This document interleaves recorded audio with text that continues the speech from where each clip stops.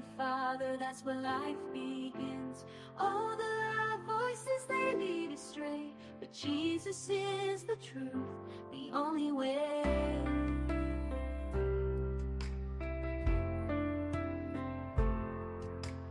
Enter through the narrow gate, for the gate is wide and the way is broad that leads to destruction in the false facade.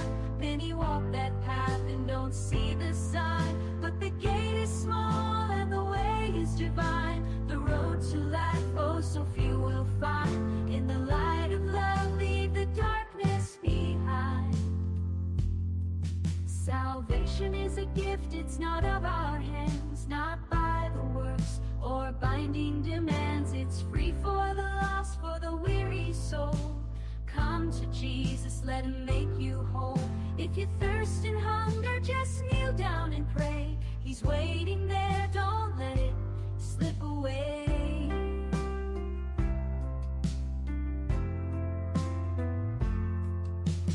Enter through the narrow gate, for the gate is wide and the way is broad that leads to destruction in the false facade. Many walk that path and don't see the sign, but the gate is small and the way is divine. The road to life, oh, so few will find. In the light of love, leave the darkness behind. Enter through the narrow gate, for the gate is wide and the way is broad that leads to destruction in the false facade. Many walk that path and don't see the sign, but the gate is small and the way is divine. The road to life, oh, so few will find. In the light of love, leave the darkness behind. In the light of love, leave the darkness behind.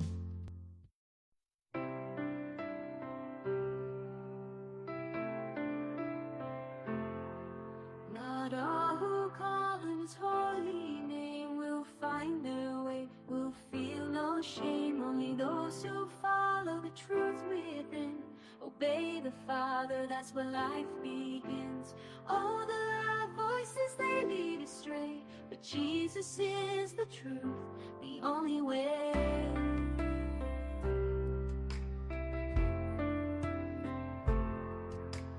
Enter through the narrow gate, for the gate is wide and the way is broad that leads to destruction in the false facade.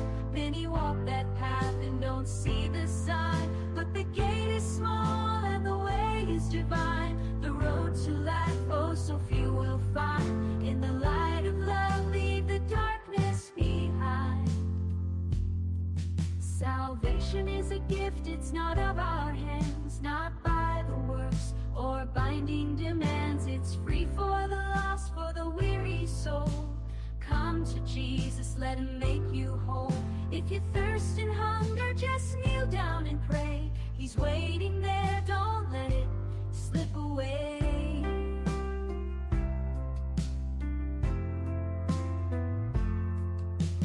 Enter through the narrow gate, for the gate is wide and the way is broad that leads to destruction in the false facade. Many walk that path and don't see the sign, but the gate is small and the way is divine. The road to life, oh, so few will find. In the light of love, leave the darkness behind. Enter through the narrow gate, for the gate is wide and the way is broad that leads to destruction in the false facade. Many walk that path and Magandang gabi. Nagbabalik po kami sa Danaro Gate Ministry. Pastor, magandang gabi po sa inyo. Magandang gabi, Pastor Derek. So, tapos na po tayo, Pastor, dun sa ating topic, yung patungkol po sa Protestant Reformation, no? At tinalakay po natin yung nakaraan, yung 5 solas. Tapos na po natin. Kaya ngayon po, mayroon po tayong bagong paksa at yun po yung tungkol po sa biblical worship, Pastor. Ano po ba ang nakapaloob po kasi dito sa pag sinabing biblical worship, nakapaloob po dyan yung regulative, yung sinasabi nila, yung regulative at saka ay normative form of worship. So, Pastor, ano ba talaga ang biblical, alin po ang biblical talaga? Malapit sa tinuturo ng Biblia patungkol po sa tamang pagsamba sa church. So, Okay, atin mo nang i-define ano yung regulative principle of worship. Ito yung mga usually nasa reform camps na ang paniniwala nila no do sa regulative principle of worship o dun sa worship per se ay ang scripture mismo lang ang kanilang guidelines no, wala silang pag hindi binanggit ng scriptures o ng kasulatan ang isang paraan ng worship o ang isang instrument opo. na dapat gamitin sa worship ay hindi pwede yung gamitin sa worship. Just like kung wala namang binanggit sa New Testament worship na mga yung drum set, di huwag tayong gumamit ng drum set. O kaya naman, kung walang sinasabi sa New Testament church na tayo ay pwedeng umawit ng mga masisiglang awitin, no? Ng mga parang pop, pop music, Lively. mga lively music, kung wala naman, kasi sabi nga naman sa New Testament ay ano lang, no? Hymnals o hymno lang ang pwedeng awitin dahil yun lang naman talaga ang kanilang paraan ng pagsamba noong unang panahon. So it follows na because the scriptures didn't mention a kind of musical instrument that is to be used in worship as a corporate as a corporate entity, the church, so we cannot use those instruments. Or if the Bible doesn't teach that we can sing yung mga lively songs like yung mga praise and worship songs na common ngayon gaya noong sumigaw sa galak, no, ang lahat ng nilalang. Yung pong may tatlong mabilis. May mga mabibilis, no? Usually kasi sinasabi ng iba na ang worship ay parang parang yung munang mga masisigla preparation para sa puso. Mayroon mo ng batian. Yung tayo ay magsaya, di ba? Kamay ipalakpak at ituro ang paa tapos padyak sa kanan, padyak sa kaliwa, tapos tayo ay magkamayan.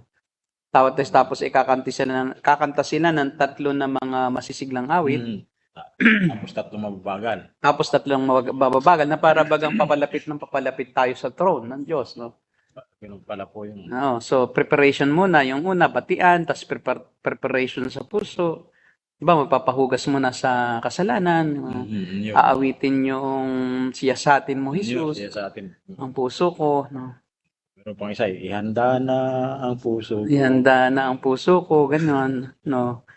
Tapos ay hanggang sa pinakahuli ay yung talagang focus na sa Diyos, yung when the music fades, kasi nag-fade na yung yung praise songs. Kaya gano'n na po. Music fades in solemn na ngayon, preparatory lang pala yon sa mas solemn na awit. Tapos pagka nag-preach na yung pastor, dapat align doon sa preaching ng pastor kung love of God, may love of God doon sa lyrics ng kanta.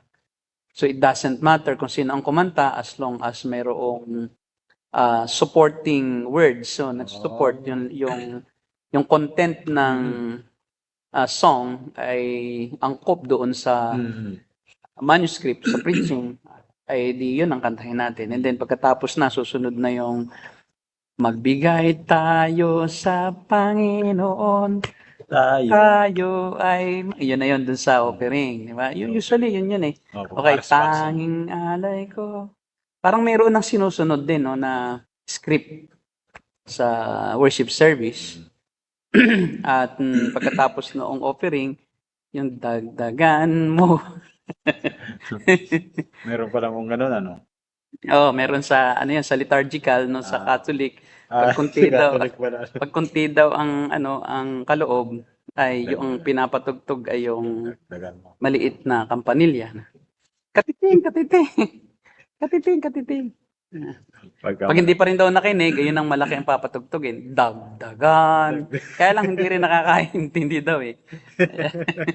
Manhid daw. So, yung mga ganon na mga kaisipan no, sa worship na meron parang may pinapalo tayo na pattern na meron tayong mga line-up of songs na ating kumbaga inihahanda ang puso sa pagsamba. At usually ay ang mga song leaders ay mga magagaling. Opo. Kailangan Walang boses, kwanta. merong ang mga churches ay merong choir. Yung iba, yung mga sinauna, ang kinakanta nila ay yung mga hymnals, tapos may choir sa likod. Tapos ay ang song leader ay nasa unahan, no, nasa likod yung choir. At nasa gilid yung mga musical instruments. Meron namang mga churches na ang nasa sentro ay drum set, no? Opo. Nasa tabi yung choir. Yung pulpito wala pa. Wala na yung pulpito. Inaalis nga ang pulpito eh. Tapos ang sentro na noong church, ang focus na ng mga members ay yun ng song leading team at yung worship team. At talagang parang rock and roll, no?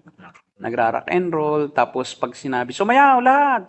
Alisin ang mga yung upuan. Wala ba kayong mga kamay? Wala ba kayong mga kamay? Kailangan pumalakpak. Ay kung katulad ni Mitchell, ano?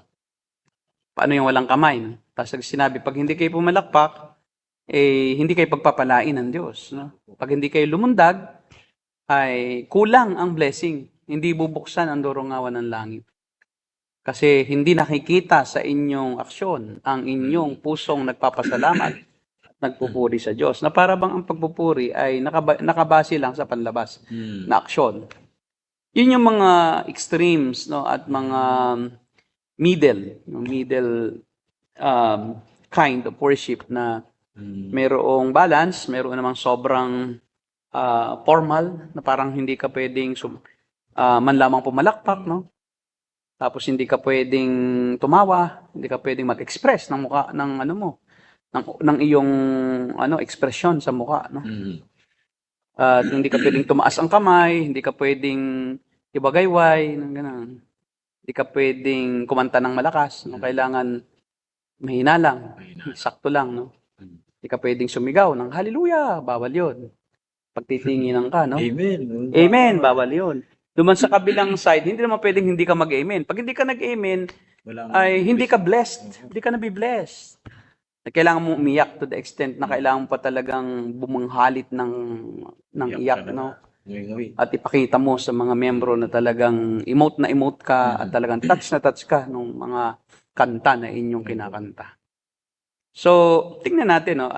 Meron tayong tinatawag na regulative. Ito nga yung nasa extreme side na parang bawal ang hindi binanggit sa Biblia.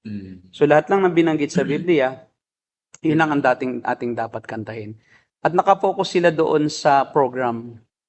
Sa kung paano kikilos, kung paano ang pagkakasunod-sunod na dapat ay refine din ang yung kilos. Parang kailangan sa harap ka kasi ng Diyos, so dapat ay hindi ka magaslaw, hindi ka kumikembot, kasi banal ang Diyos eh. So, hindi ka yung parang binabaliwala mo lang yung presensya ng Diyos at masyado ka na magaslaw sa iyong pagtamba, sa iyong pagkilos sa kanyang harapan.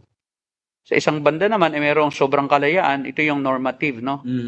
Na ang naman ng normative principle ay yung as long as the Bible doesn't explicitly forbid something to sing or to do during worship service, it's a matter of conscience, it's a matter of our judgment. If what we do is still glorifying God. Tayo, ang view natin, nasa gitna lang. No? Kasi ang problema noong masyadong regulation sa worship is nagiging dry at nagiging mechanical, pharisaic, na kailangan kikilos kang ganyan, na pagka hindi ka kumilos ng medyo pagka ikaw ay napakimbot na gano'n, makasalanan ito. No, dinajudge ka agad. No? At masyadong judgmental sa bawat galaw, masyadong judgmental doon sa pagtaas ng kamay na pinagbabawal nila yan kasi hindi yan kalooban ng Diyos. So nawala na yung freedom of expression naman na too much strict rules doon sa mga regulations nila. Too much emphasis on the written regulations doon sa church. Mm. Na parang ikaw naman ay Nawala. nakatali na, no? Na nawalan ka naman ng kalayaang kumilos at kumanta ng mayroong kang ekspresyon naman sa pagmumuka na hindi yung dry na para kang laging nakasimangot. Opo. Yun naman ang danger doon sa sobrang regulation. Mhm. Doon naman sa sobrang doon sa normal na nanonormalize na, ang extreme naman doon ay yung wala na talagang pakialam sa kung kahit sa content ng lyrics ng kanta. As long as it feels good, as long as it is soothing to the ears, no, and it will Maganda yung music. it will parang inspire us to parang to become positive, no, in our view of God. Ito yung tinatawag naman na total freedom na walang bawal. Mhm. Na kahit nadalhin natin dito sa church yung napakaingay ng mga instrumento, nanliit-liit na nga ng church, dinala pa yung drum set sa loob. At nasa gitna pa ng church. Halos hindi na magkarinigan. No? Maraming churches na lunod na ang kanilang kwarto ng ingay. At yung mga lyrics ng songs ay hindi na rin naiintindihan to the point na ang feelings na lang parang kailangan nating maglulukso dahil doon sa beat. Opo. Kailangan nating gumalaw dahil doon sa beat, sumayaw, at wala nang pakialam doon sa nilalaman Opo. ng kanta. Yun naman yung extreme dito sa normative. So may extreme sa regulative principle of worship. May extreme din sa normative principle of worship. Mm. And we believe that dapat ay nasa gitna lang as long as hindi tayo nag-aasal pagano, no? Kasi ang mga pagan when they worship is they don't care what other people may think about what they do, about what they act, about about their gestures. Wala akong pakialam. Yung parang sinasabi nga na nung tayo hindi pa Kristiyano, tayo ay nagsasayaw sa kalsada di ba? Sa mga CB, yung mga sayawan, mga CB ang tawag namin, yung pinakanlugar ng sayawan. Bakit hindi tayo ngayon sumayaw para sa Diyos? Nakagaya rin noon nung tayo ay pagano pa. So nangyayari, nadadala yung paganong practice sa worship. At lahat na ay sentro sa sarili, no? Nagiging self-centered yung worship to the point that they no longer view God as fearsome, tawag yan, nakakatakot-takot, kamangha-mangha, no? Amazing, yung sense of awe and wonder of the presence of God, of His beauty. So kasi ang utos din sa atin, let's worship God in the beauty of His holiness, no? We should view God as a holy person, and therefore, we must not act like we are pagans without respect to a deity. Parang kailangan yung reverence ka talaga. We should have reverence and inspiring awe of God's presence.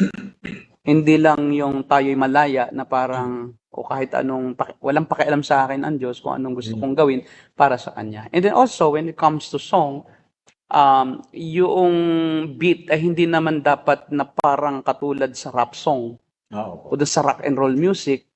Kasi talagang may genre na pang-worship May genre na pang-worship. Kung tayo ay kumakanta ng makamundo sa labas at wala tayong pakialam kung ano man yung content ng ating kanta, bakit naman natin dadalhin pa yon sa loob ng church, sa corporate worship?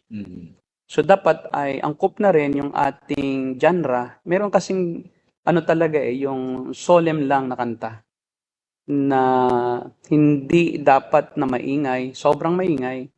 Hindi naman sobrang parang stricto na parang wala na tayong kalayaan din kumilos at mag-isip. Parang nakatali lang tayo doon sa sistema ng pagsamba. At pagka may nabago ka doon sa sistema ay nagiging judgmental. At sasabihin ay makasalanan ka, no? Nagiging ang tawag doon ay secular music na. So, ang sinasabi natin ay pareho siyang mayroong pero siyang may pros and cons, but it is safe that we should not go beyond doon sa kung ano lang ang nasa scriptures, but we should not also like being very cold, informal in our worship, that we always parang yung nagbabantay tayo noon sa nagwo-worship, nagbabantay tayo sa isa't isa na dapat ganito lang ang ating ikikilos. Opo. There should also be freedom, which is not over, parang ano na to, yung parang over the board, na kahit ano na lang pwede mo nang gawin. Kung hindi meron ding sense of awe and wonder and reverence sa Panginoon, na alam natin na ang ating sinasamba ay kahit kasindak-sindak na Diyos eh. Pagka ang mga tao no nakakita ng pangitain sa Diyos, they cannot move, no? They cannot act na parang wala lang. In fact, sila ay nasusubasob at nakikita nila ang kanilang pagiging hindi karapat-dapat sa harapan ng Diyos. Katulad nung nangyari kay Isaiah, "Who unto me? I am a man of unclean lips." So nakikita niya yung kanyang karumihan at hindi siya makapagsalita ng malaya lang na kung ano ang sasabihin lang niya, kundi ang kanyang sinasabi ay yung reciprocal sa nakikita niyang kabanalan ng Diyos. So our worship should be reciprocal to the nature of God, to His essential attributes that we see from the scriptures and that we experience in our daily living. But we should not parang be afraid na mag-express naman. Na parang wala tayong relasyon sa Kanya at parang tayo Kanyang papatayin pag tayo ay nag-express ng ating emosyon. So, nasa gitna lang, no? At ang maire-recommend natin ay yung mga kanta ng Sovereign Grace Music. So, may mga instruments din sila. Sometimes they use drums, but not so loud. Percussion pa. Oo, percussions. Not so loud so as to parang diminish the other instruments and also, most especially, the lyrics of the songs. At higit sa lahat, yung lyrics din ng songs ay biblical. Kumbaga, hindi siya wrong theology, gaya ng mga kanta ngayon, no? Na yung sa Hillsong na you bring heaven to earth because you don't want heaven without us. Na ipinapahayag na parang ang Diyos ay hindi kontento sa langit kung wala tayo doon. At parang ang Diyos ay umaasa sa kanyang value sa worship ng kanyang mga nilalang. Na kahit hindi nila alam, kahit naman walang mag-worship sa Diyos, kumpleto na ang Diyos eh. Pero ang isip ng iba parang kung hindi tayo mag-worship, hindi ang Diyos kumpleto. At hindi masaya ang Diyos. Kaya kailangan nating pasiyahin. Minsan nga, parang akala nila performance ang worship. Pagalingan na parang kailangan perfect ang iyong kanta at magaling ka para ang Diyos matuwa. Parang ang akala nila ang Diyos ay parang audience na nagja-judge sa isang singing contest, parang ganun. Na kailangan magaling ako. Hindi 'yon ang intensyon ng Diyos sa pagsamba sa Kanya ng mga tao, kundi upang maranasan ng mga tao yung kagalakan na alam nila ang kanilang sitwasyon sa harapan ng Diyos, na kahit sila makasalanan at dapat nagre-reflect ito sa kanilang mga kanta, na sila ay umaamot lang ng biyaya sa Diyos. But not in a sense na parang natatakot naman sila sa Diyos dahil sila makasalanan, but nagagalak sila sa kabila ng kanilang pagiging makasalanan na sila tinatanggap ng Diyos sa pamamagitan ng kanyang anak. So dapat ganoon yung diwa ng worship. Hindi nawawala dapat yon sa pagsamba. Kasi ang nangyayari na ngayon, nagiging concert ng isang worship service. Minsan nga ay hindi na nakakakanta yung mga congregation kasi ang kumakanta na lang, yun na lang, hindi na chorus ang kanta performance. Ang taas-taas ng kanta, paano makakakanta yung ordinary singers? So dapat din ang kanta ay yung kanta na kayang sabayan kahit ng tuak na singer. Na hindi yung boses ang batayan noong kanta, kundi yung ekspresyon ng kanyang pagpapasalamat, yung kanyang ekspresyon ng kanyang pagpipitagan sa kanyang Diyos, na siya ay nagagalak sa kabila ng kanyang kalagayan, ay siya'y nilingap ng Diyos. Pero siya'y nagpapasalamat din na masaya siya, na siya'y pwedeng magpaabot ng kanyang puso na nagbibigay sa Diyos ng kapahayagan ng kanyang pasasalamat at pagsamba at pagdakila at lahat ng kanyang gustong nais na iparating sa Diyos, maging ang kanyang kahilingan, ay maaari niyang ipaabot sa isang Diyos na hindi sana sukat na siya pwedeng lumapit. Dahil ang Diyos ay is a consuming fire. Ang description sa kanya ay nakakasunog. No? Lalo sa isang makasalanan na hindi karapat-dapat. Ngayon naman, ang extreme naman ay parang napakalaya nila na parang ang Diyos ay isa lang tagapanood na parang isang common na tao na pwede nilang i-touch-touch, pwede nilang makadaupang palad, na pwede nilang body-body lang. No? Ganun na eh. Minsan love song pa. Na parang akala na nila ang Diyos ay parang boyfriend. Niro-romanticize nila ang Diyos na I love you, Lord. Pero yung love na yon ay may connotation din ng parang erotic eh, no? Lalo yung mga babae. 'Di ba? Dahil ang Panginoong Jesucristo identified as a male, may mga babaeng pag nagwo-worship ay naiisip nilang parang si Jesus ay isang mangingibig, no? Na you lover of my soul. Iba naman ang meaning ng lover nila doon. You give me full control. O, 'di ba? You give me ganun ba? 'Di ba? You give me full control. Binigyan mo ko ng buong control sa lahat ng bagay. So, dapat ay magkaroon tayo ng sense of reverence when we worship, but not too mechanical, na parang liturgical lang, no? Parang liturgical na. Kailangan mong sumunod sa programa. May mga churches na gano'n, no? Na sobrang liturgical, parang Roman Catholic. Na parang may flow yan, na pagka nauna itong dapat ay huli lang, nasasaktan yung mga pinuno. Na parang hindi, ba't nauna yan? Dapat ito ang huli. Dapat huli yan. Na kailangan sundin mo ng letter for letter yung sinasabi doon sa program. Na hindi na yung diwa nung malayang pagsamba na kahit hindi mo nasunod ng word for word, letter by letter, yung daloy ng programa, malaya ka pa rin. Hindi ang Diyos doon tumitingin na kailangan sunurin mo para masaya siya. Sa tao lang yan eh. Pamantayan siya ng tao eh. O, so sobra naman yung iba na malaya na wala ng program. Nagiging show. In fact, nag-preach ako sa isang anniversary sa isang church na Abcop sa Lucena City. Tinawag ako, pinakilala. Habang ako umaakyat doon sa maliit na stage, palakpakan na para bagang ako ikakanta na tawag ng tanghalan, di ba? So kaya sabi ko, pasensya na po kayo, pero hindi po ako sanay na pinapalakpakan pag ipinapakilala. Kasi hindi naman tayo, hindi naman tayo parang paligsahan dito. O kaya ay pagalingan na parang showtime. Na kailangan pagka may pumunta sa unahan, palakpakan natin, si ganito.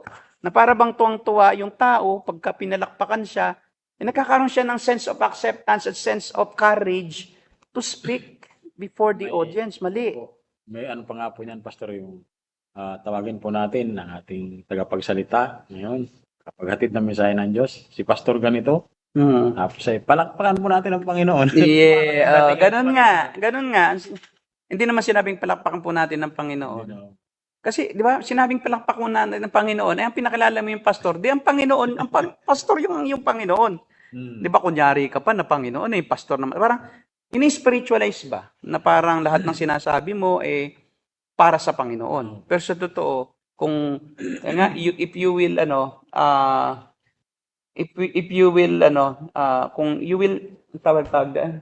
will pierce the veil, kasi kung tutusukin mo yung veil, makikita mo, siya yun tao yun, hindi ang Panginoon yun.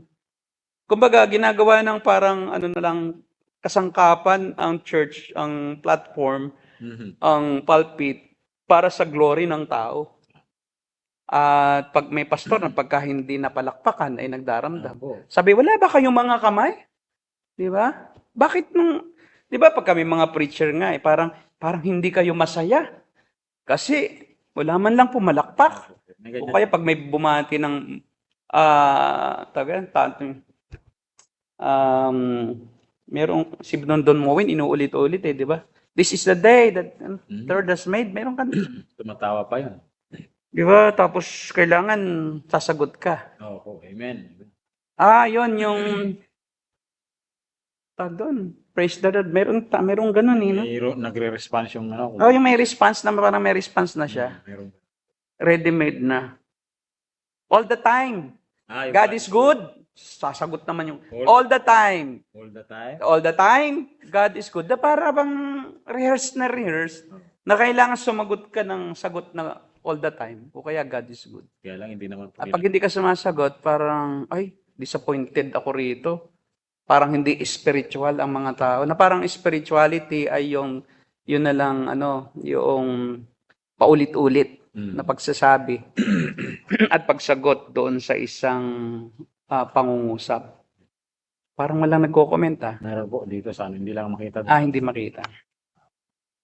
Tawag dito. So Pastor, regarding doon sa normative, may mga nagsasabi na siyempre malaya nga tayo magpuri sa Panginoon kasi tayo ay tinubos na, pinalaya na ni Kristo. Ba't lilimitahan ninyo ang pagpupuri namin sa Panginoon? Si David nga nagsasayaw pa. Yung sa ginagawa nilang halimbawa po yung kay David na ginawa. Ang problema doon, sorry. Ang problema kasi doon ay may context kasi yung ginawa ni David. Di naman worship yun Hindi yun worship. Yun ay kanyang a form of thanksgiving. Para celebration po ba? Kasi may history yun. Hindi naman agad-agad na worship yun. Kasi yung Ark of the Covenant, during the time of the judges, before Israel had a king in the person of Saul, Opo. sobrang nagkasala ang tao. At yung kabanantipan ay nabihag ng mga Pilisteo na dala sa labas ng Israel. At dinala doon sa Pilistia. At ang nangyari, nung kanilang itabi yung Ark of the Covenant kay Dagon, ay nakaluhod na si Dagon, napira-piraso si Dagon at nakatungo doon sa harapan ng Ark of the Covenant. Pagkatapos ay nagkaroon sila ng mga experience ng plagues, nagkapeste sa buong Filisteo. Sinabi nila na talagang tayo'y kinagagalitan ng Diyos ng Israel. So hindi pwedeng magtagal dito yung Ark of the Covenant. So dinila yung Ark of the Covenant sa labas ng Philistia, ng Philistines at inilagay sa isang bahay, Pero hindi yun nakuha ng mga Israelites. So nagtagal doon ng napakatagal na panahon sa bahay na yon. At nalimutan na yung Ark of the Covenant. So nung panahon ni David nang siya maging hari, agad niyang naalala yon na dapat narito sa loob ng Israel, sa ating bansa, ang kabanantipan dahil iyan ang simbolismo ng presensya ng Diyos Kaso yung unang pagkuha nila roon sa Ark of the Covenant, ang ginawa ni Haring David ay ipinasakay niya sa karitela, sa kariton na hinihila ng mga buffalo, ng mga baka. At yung mga Ark of the Covenant, isinakay nila roon. Yung Ark of the Covenant, pati yung mga articles of course nasa loob, isinakay nila doon sa kariton na hila-hila ng mga baka. Ngayon, noong akmang natalisod yung mga baka at akmang malalaglag yung Ark of the Covenant, hinipo sila gustong saluhin ni Uza na buhat naman sa angkan ni Kohat, na buhat sa pamilya ni Aaron. Mga Levites din. Levites din yon, pero particular siyang nasa linya ni Aaron, sa pamilya ni Aaron. So nung hawakan ni Uza, pinatay siya ng Diyos. Kaya siya ay nangatakot. At kanilang inihimpil uli iyon, yung Ark of the Covenant, sa isang bahay naman ulit, kung saan naganap yung insidente. Ngayon, pinagpala ng Diyos yung bahay na yon na hinimpilan ng Ark of the Covenant at nag-iisip si David, paano kaya madadala ito sa Israel? At binalikan niya ang scriptures at kanyang na-evaluate na mali ang ginawa nila. Dapat pala, sabi niya, yung Ark of the Covenant ay bubuhatin ng mga tao. yung argolya. Opo, hindi kakarga. Sa apat na sa balikat ng apat katao. Sige, Nabuhat sa pamilya ng Kohat, hindi dapat isasakay. Kinarga lang nila sa mga So walang galang doon sa Ark of the Covenant kasi hindi sinusunod. Kaya yun din yung yung isang pamantayan ng regulative principle, pagka hindi pinagagawa ng Diyos, too much, hindi naman yun ang nakasulat, wala namang ganong pamantayan na gagawa ka ng sarili mong desisyon sa kung paano mo kukunin. Kasi yung Ark of the Covenant is a symbol of worship din eh. Opo. Yun ang kwan eh, nag-i-aid sa kanila to see the goodness and the presence of God eh. So yun, hindi naman siya object of worship, but that inspires them to worship God because it is a symbol for God's presence. At ang ginawa nga ni David, yun ang ginawa niya, no? Pinabuhat sa mga dinala at siya nagsasayaw habang papasok sa Israel. Hindi naman sinabing mula doon sa bahay na pinanggalingan nagsayaw na siya. So papasok sa Israel, doon siya nagsimulang magsasayaw. So assuming na binubad niya ang kanyang yung tunika at nakabahag, parang yung kanyang underwear lang, no? Inalis niya yung parang kasuotan. Bilang hari. Kasi nga ay bilang hari, dapat siya ay nakatawag doon, purple robe. Nakaroba, tapos maringal ang kasuotan. Pero nagpakaabas siya ba? Parang hindi niya itinuring na siya isang kagalang-galang na personalidad. Kasi hari na siya noon eh. Kaya nga siya ay tinuligsa ni Mikol na dati niyang asawa, inaanak ni Saul. Habang padaan doon, sumigaw si Mikol, sabi niya, ayan ba ang Hari. ang ugali ng isang hari ng Israel, nakakahiya. Bakit ka nagubad-dubad at nagsasayaw na parang baliw? So, sabi ni David, ito yung aking ekspresyon ng pasasalamat sa Diyos. It's not worship per se. In the context of corporate worship, it is personal devotion and personal act of thanksgiving. May kasama ring worship, but not full worship. Kasi naglalakad siya eh. Opo, siya lang talaga mag-isa. Oo, naglalakad siya sa unahan naglalakad siya sa unahan nung mga may dala ng papasok sa Jerusalem. So, wag nating iyong gamitin in the context of corporate worship because that's a personal worship of David and a way of showing thanks and it's his pleasure to humble himself before the Ark of the Covenant and removing all his garments as a king as a symbol of total surrender and total respect and reverence. Kasi nga, naisip niya na nawalan ng galang ang mga Israelita nung kunin yon at matagumpay nilang naipasok yon. So may mga context kasi ang mga verses na hindi pwedeng gamitin agad na i-apply direct to the point na ito dapat ganito tayo kay David, magsipaghubad din tayo, mag-brief tayo sa worship. Di gayahin mo, di ba? Ba't yung babae nakapanti lang at hubad din, di ba? O dapat gayahin mo lahat. So ang nangyayari doon is kinukuha lang yung gusto nilang makuha na prinsipyo doon at sasabihin na gagamitin dito sa ganitong argument na kaya kami ganito ang worship dahil si David ay ganun din. Kaya kami nagsisisigaw, si David nagsisisigaw din. Hindi naman worship yung ginawa ni David sa templo eh. At hindi siya corporate worship, it's his own personal act. Di ba? Kanya yung sariling aksyon sa pagpapasalamat sa Diyos dahil pinayagan na niya na madala sa Israel ang presensya ng Diyos. At yun ay yung Ark of the Covenant. So, kaya nga, hindi pwedeng basta lang. Tulad halimbawa, di ba sa awit may mga tinatawag tayo na yung mga festival songs na awit tuwing mga piyesta. O kaya yung Song of Ascents na they sing these songs while they were traveling, going to Jerusalem to worship God in the temple. So along the way, they have these worship songs na habang naglalakad, kinakanta nila. Yung, diba, in the trees of the field will clap their hands. The trees of the field will clap their hands. Diba? So parang ini-imagine nila na yung mga puno habang sila naglalakbay, nagpupuri din sa Diyos. Kasi yung anticipation sa worship. Tapos dadalhin mo sa loob, sasabihin mo, let all the trees of the field clap their hands. Ginagamit yun sa paglalakbay. Ba't hindi ka gumawa ng sarili mong kanta? Opo. Na hindi yung kanta ng Israelita sa pag-akyat sa bundok para sambahin si Yahweh. Meron din silang mga songs of harvest or harvest songs na pagka sila nag-aani, no, parang sa Pilipino, yung, di ba, may harvest song tayo, yung Tanim ay magtanim, yun naman ay Sa pagtatanim. Di ba? Meron naman tayong harvest songs din. Pagka, mag-ani ay ang mag-ani ay di biro, maghapong nakatayo. Pero ito, Pastor, yung sabi kasi nila, di ba niya, Saka yung war songs, Opo, yung may mga ganun. through our God we shall do valiantly, yun ay preparation ng kanilang heart pagigera. Talagang ganado. Di ba? Pagka yun ang kinanta mo sa loob ng church, makikipagdigma ka eh. So, ang akala, worship song yon. That is not worship song. That is a war song. Na naghahanda sila sa gera. Tapos, dadalhin mo sa loob ng church. So, out of context. Why not? Kaya nga kasi ang problema ay, ang mga churches ay kulang sa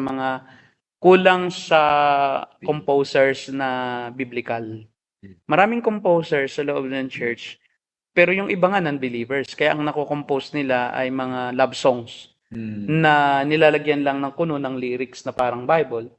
Pero hindi naman totoo yung nag-compose na talagang para sa Diyos iyon. Kasi paano naman sasamba ang isang non-Christian sa Diyos? Tapos ang ginagawa ng mga pastor, kahit bago pa lang Christian, pag artista, pwede bang mag-compose ka ng songs para sa Panginoon?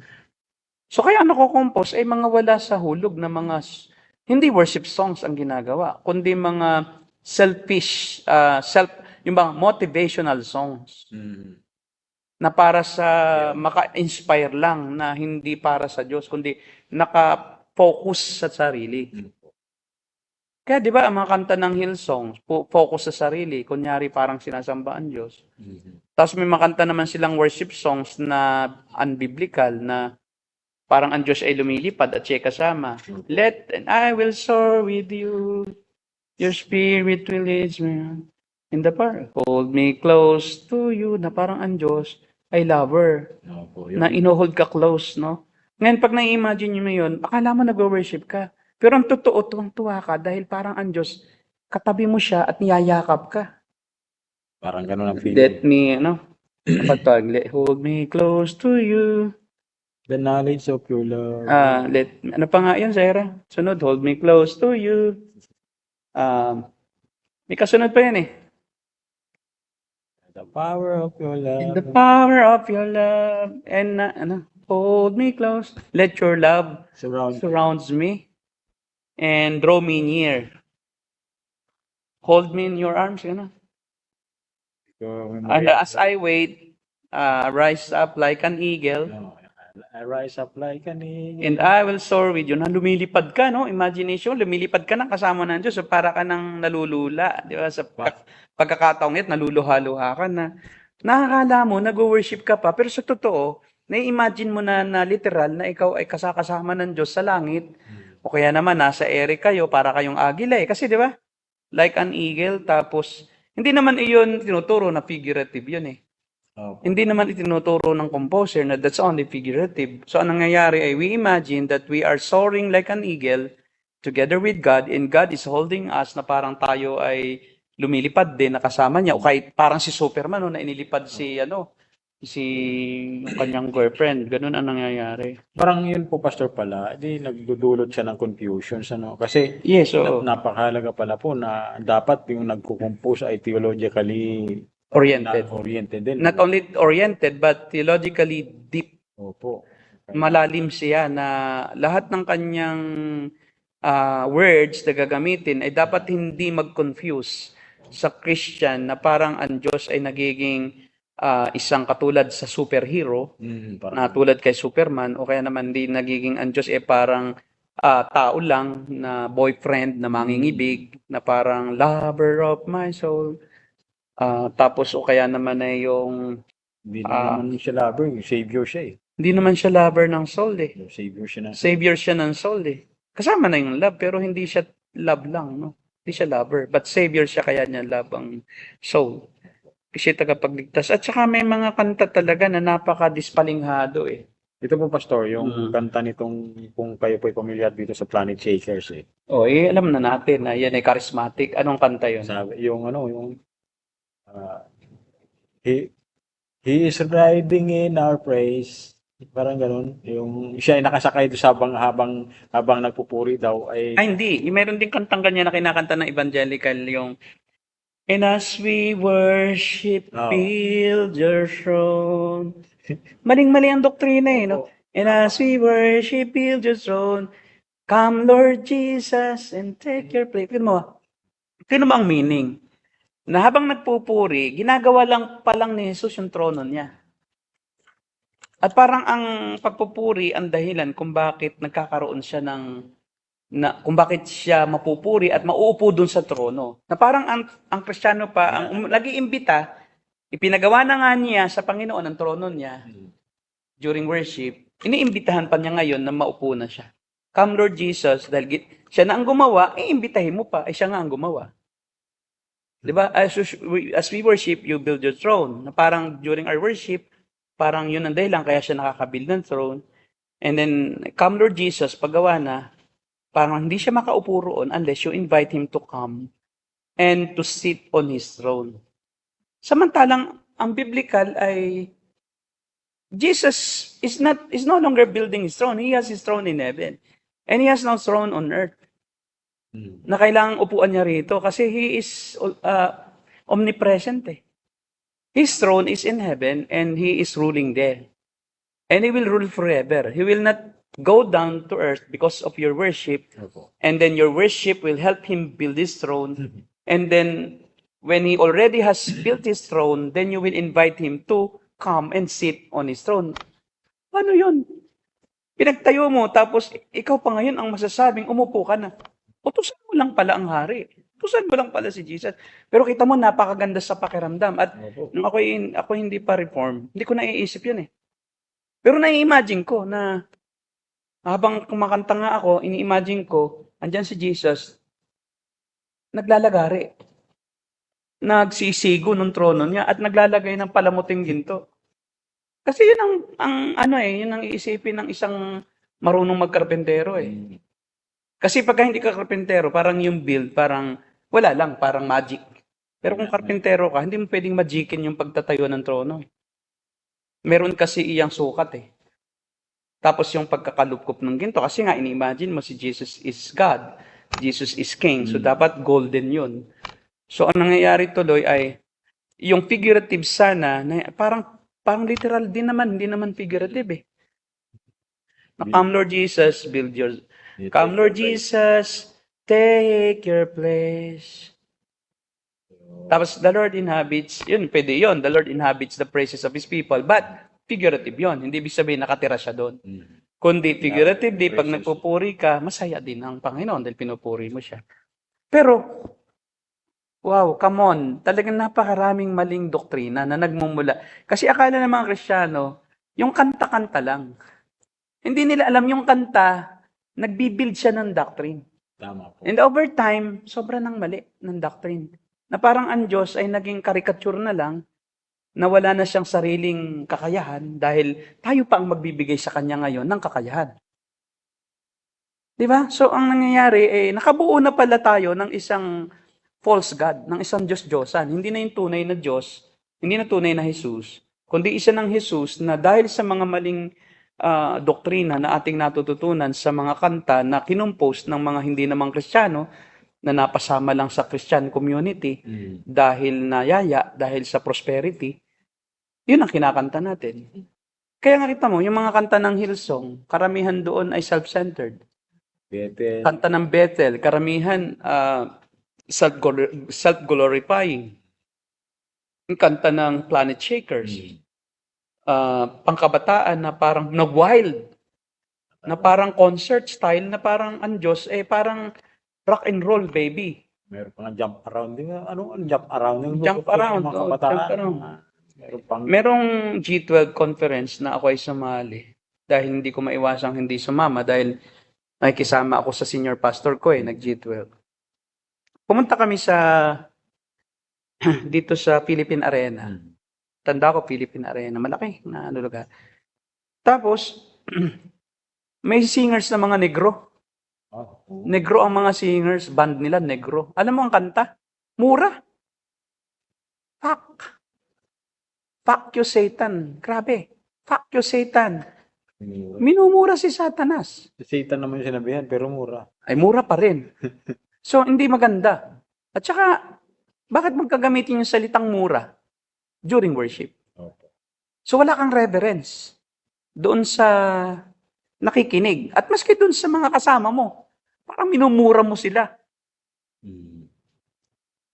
Tapos, we trample you under our feet. You F-U-C-K Satan. F-U-C-K Satan. Wait, alam mo, hindi ko nakayanan. Umalis ako eh.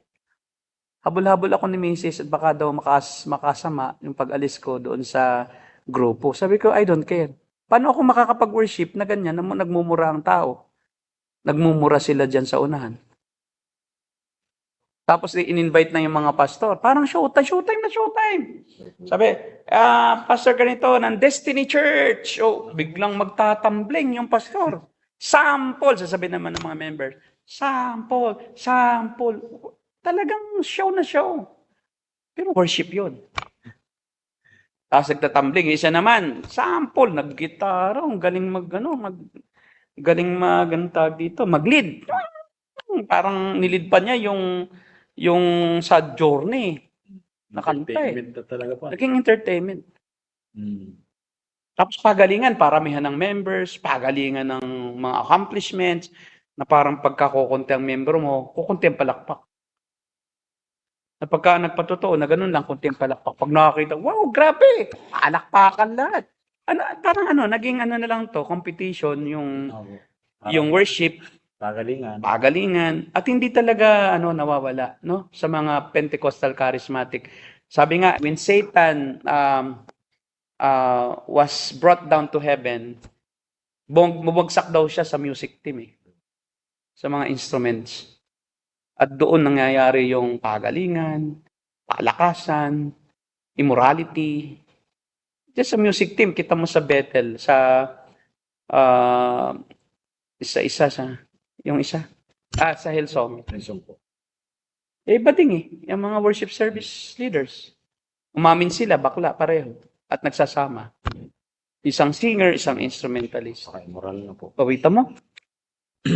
Pero kung kumanta, akala mo spiritual na spiritual sila. Kasama si Justin Bieber. Diba?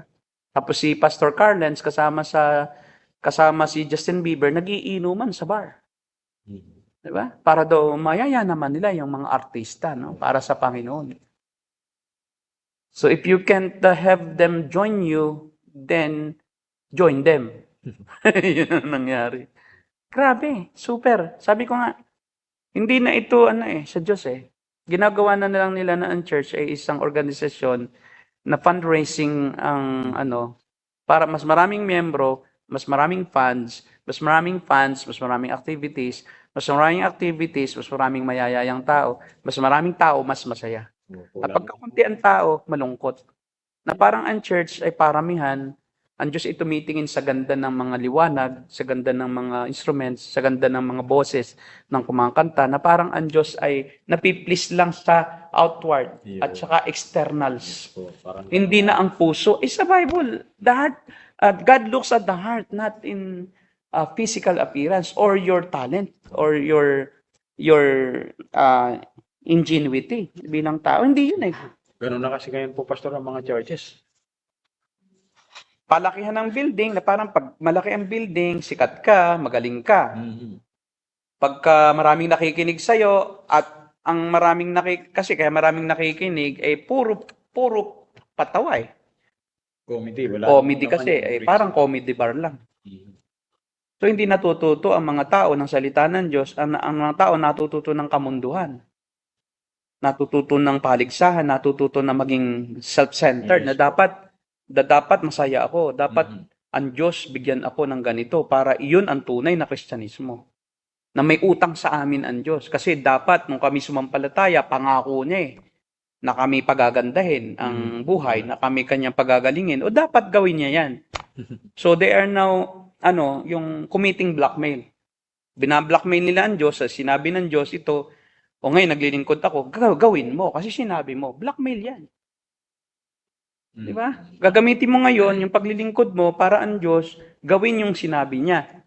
Kasi dapat may utang siya sa'yo dahil may pinagawa ka, dapat gawin mo rin naman kung ano yung kapalit Ganun pala. na ipinangako Mga mo. mindset na ganyan, napaka-unbiblical po. No? Napaka-unbiblical ng ganyang mindset. O kaya ako naging Kristiyano kasi sinabi, gagaling ka pagka naging Kristiyano ka.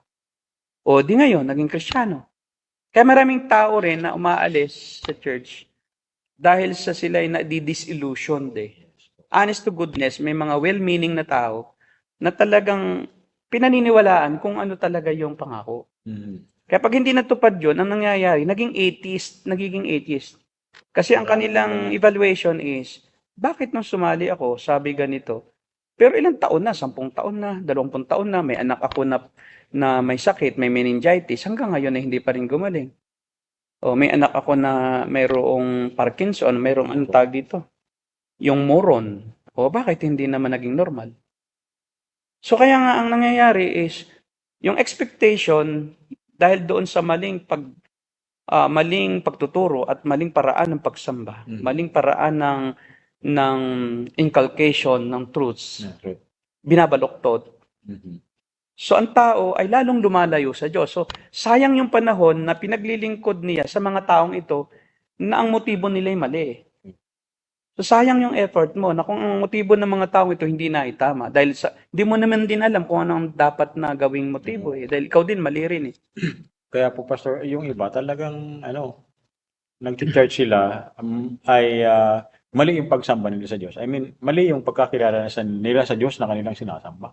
Oh, kaya maraming mga born again na hindi naman kilala ang tunay na Diyos. Yes. Ang Diyos nilang kilala ay yung Diyos na karikature na itinuro ng pastor na hindi rin naman nila kilala ang Diyos ng pastor.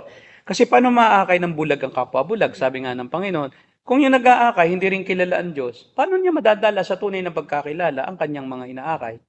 Pareho silang mahuhulog sa maling katuruan. So, ang nangyayari, maraming Christian church, akala nila Christian sila, pero lahat sila puntang impyerno. Pero ang pangalan ay Christ the Living Stone Fellowship. The Living Stone. Parang, Gaganda ng mga pangalan. The Good Shepherd Christian Church. Christ the Good Samaritan. Mali pa. Si Christ daw Good Samaritan. Theology pa lang, mali na. opo. Paano naging Samaritan si Jesus? Pure-blooded Jew yun.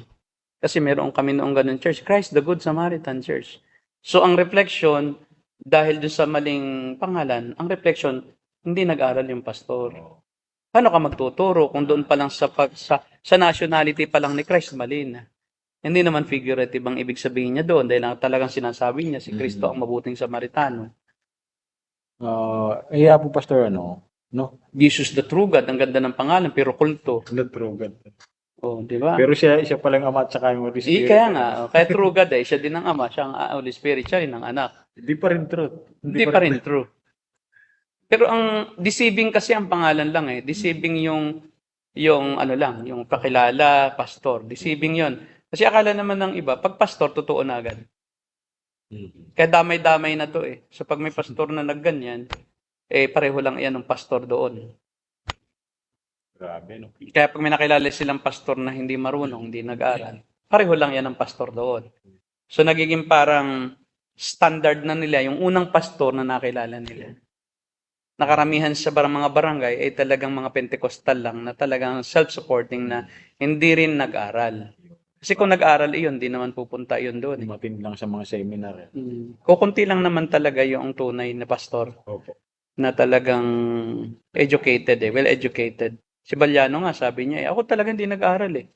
Sabi nga daw niya pa siya po doon. proud pa siya, sabi nga niya bakit pastor, ganyan ka, hindi ka nag-aral Siyempre, ako ay Inalis daw po niya lahat. inalis ko na lahat pinag-aralan ko kasi yan ang kalooban ng Diyos. Biruin mo yan. Nagano siya. Kalooban pala ng Diyos na alisin yung kanyang pag-aaral tungkol sa Diyos. At yung kanyang pag-aaral sa puro pera, yun ang kanyang... Yun. Sabi niya, kung ayaw niyo ng pera, ibigay niyo sa akin. Ako mukhang pera Kayo hindi. Anti-intellectual. Pero Anti-intellectual pero pro-money. pro-money. Pro-business. Kung may membro kang 1,000, hahabunin ka ng bangko, sabi niya. Grabe.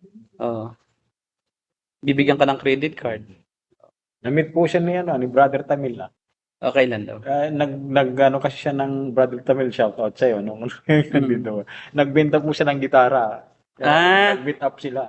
Nagbenta siya ng gitara. Gitara niya ang binili. Opo. Kung Ni, pahalin yung gitara, bili ni Baliano. Ni Pastor oo, Rafael Baliano. kailan nag-meet up? Hindi ko alam kung last weekend. Last. Nung isang araw po, parang gano'n. May collection po pala siya ng gitara. Meron siyang collection. Kaya yung kay Tamil ay talagang magandang gitara. Kinokolek eh. So, Pastor, yung napakahalaga rin po pala kasi may nabasa ako dati na kapag ikaw ay kumakanta, ang isang leader, worship leader, ikaw ay nagtuturo ka ng theology. So, kapag mali yung mga lyrics na nakasulat sa screen, mali yung matututunan ng mga member na theology. Yes, so napaka-critical pala ng napaka-critical ng song sa church. Kaya nga we encourage you to not sing yung mga charismatic dahil theologically defective eh. Yung kay Bill Johnson, yung Planet Shakers. Kasi ang mangyayari doon ay madadala ka sa maling katuruan, baka hindi na makorek. Tapos mabilanggo ka na doon sa ganong kamalian at nakasalalay doon, ikaw ba'y elect? Ba't ka nagkakaganyan? Kasi ang tunay na elect, ang ano ko is hindi siya talaga maliligaw eh. Kaso ba't maraming naliligaw? Dahil nga hindi elect. At ang isang kasangkapan para iligaw ang mga elect, ang mga non-elect na nasa loob ng elect, ay yung music. Yung music sa church. Paano po ito, Pastor, yung sinasabi dito I think sa Old Testament, hindi ko alam kung sa Leviticus yun, yung maling fire ba yun? Yung naghandog na maling ang ginamit? Kaninong anak nga ito? Sila Pinias. Opo, yung dalawa na mali yung... Ano bang ibig sabihin po nito? Ito ba ay may kaugnayan din po sa pagsamba? Oo. Kasi ang utos sa kanila, kila Pinias, na anak ni Aaron, no? Ay magsusunog sila ng handog gamit ang certain kind of firewood. So may firewood na talagang consecrated. Mayroon sila kasing rules din and regulations sa kung ano yung panggatong. Hindi pagka ikaw ay magsusunog ng handog, ay kukuha ka lang ng sarili mong kahoy o ngayon din ikay maghahanap. So mayroon na siyang uri ng kahoy na kailangan nilang ihanda mula sa punong ganito at mayroong tagal kung kailan nila iyon inimbak, pinatuyo. Hindi lang basta siya parang kinuha lang na ngayon lang. Ang kaso ay gumamit sila nung firewood na hindi talaga tama na gamitin para sa pagsusunog. Kaya strange fire. So ang product ay strange fire. So yung fire na yon ay hindi appointed ng Diyos, hindi anointed ng Diyos yung fire para i-consume yung handog na susunugin. Kaya right away, on the spot, pinatay sila ng Diyos. Hindi katanggap-tanggap. Hindi katanggap-tanggap. Kaya nga, we should not use our own methodologies. We don't use our own prescription para gawin natin sa ating worship. Kasi ganito yun eh. God is the one who is to be worshipped. God is the one who commanded that we should worship Him. Now, if He is the one who should be worshipped, who should make the standard? Who should set the standard? Dapat siya. Yes. Kasi siya ang pupurihin eh. Di dapat siya ang ating sasangguniin kung paano ka pupurihin. Parang ganito lang yan. Ikaw, birthday mo, gustong alayan ka ng kanta na gusto mo.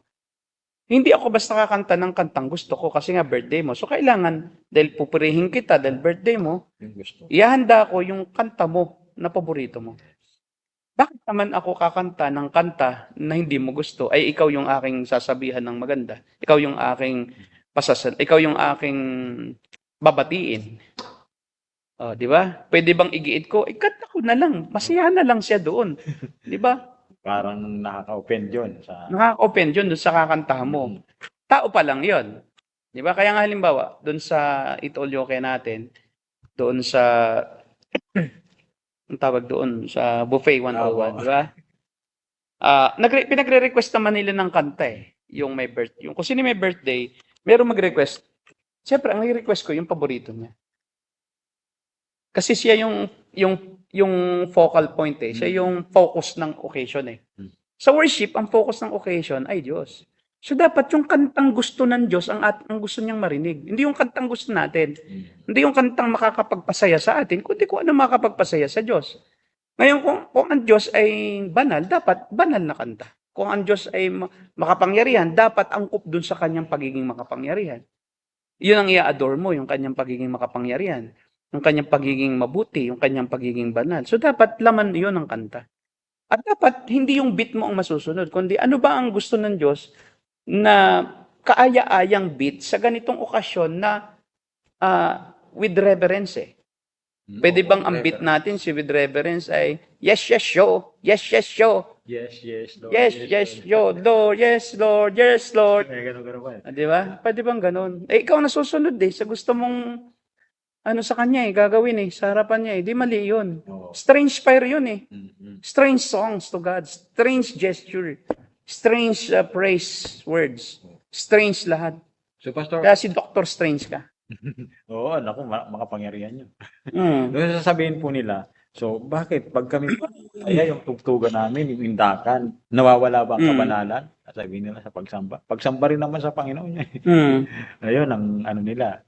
Pero ano masasabi po natin sa ganun? Ayun ba ay tama na ginagawa ng isang mananamba?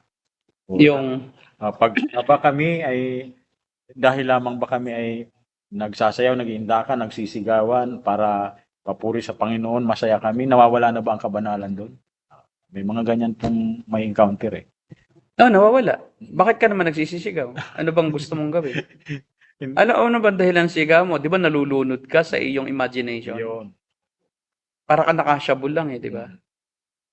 So wala ka na sa sarili. So pag nagsisigawan na, nagtatrans na nga yung iba eh when they oo. worship. Mga, Merong ang maalulong kasi na-carried away na sila eh. Kasi sa mga ganyang worship services ng mga charismatic, tingnan mo may pagging, may pagging, may iba't ibang instruments, mayroong iba't ibang kulay na lights, mga sights and sounds, no, na iba-ibang kulay ng mga liwanag. Yung ilaw dagitab ang tawag, no. Ang tawag diyan, no, sa mga ano na yan, yung mga lights. May lighting system. May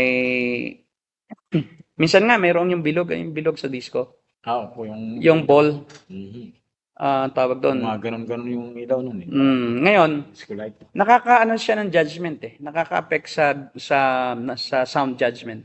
Kasi nakaka-twist siya ng mindset Oo. ng nakaka-influence upang ang isip mo ay mawala ka sa sarili mo o mahumina ang iyong pang-intindi sa sitwasyon eh.